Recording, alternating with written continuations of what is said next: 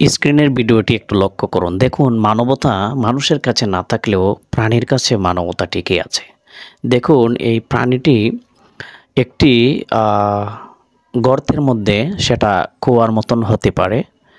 সেখানে একটি বিড়ালের বাচ্চা পড়ে গিয়েছিল। সেখান থেকে একটি বানর দেখে তার অন্তরে একটু মায়া লাগলো।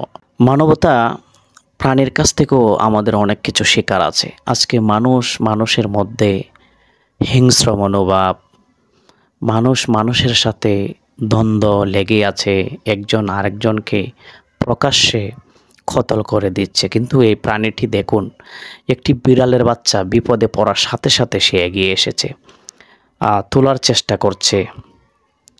বারবার তোলার চেষ্টা করেও সে ব্যর্থ হয়েছে, কিন্তু তার চেষ্টা ছাড়ে নাই, চেষ্টা করেই গিয়েছে। বারবার ব্যর্থ হবার পরেও সে চেষ্টা চালিয়ে গিয়েছে। বারবার চেষ্টা চালানোর পরে তার হয়তো এই যে মেয়েটি আপনারা দেখতে পাচ্ছেন, হয়তো এই মেয়েটি তার মালিক হবে। যখন মেয়েটি দেখলো, মেয়েটি এগিয়ে আসলো এবং বিড়ালের বাচ্চাটিকে সেখান থেকে উঠিয়ে নিয়ে আসলো।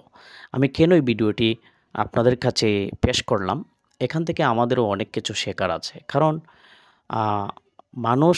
মানুষের মধ্যে যে আশরাফুল মাখলুকাত হিসাবে যতটুকু শ্রেষ্ঠত্ব থাকার কথা ছিল, কিন্তু বর্তমান সময়ে একজন আরেকজনের প্রতি শ্রেষ্ঠত্ব, ভালোবাসার বন্ধন এবং একজন আরেকজনের প্রতি মায়া মহব্বত সব কিছু যেন বিলীন হয়ে গেছে।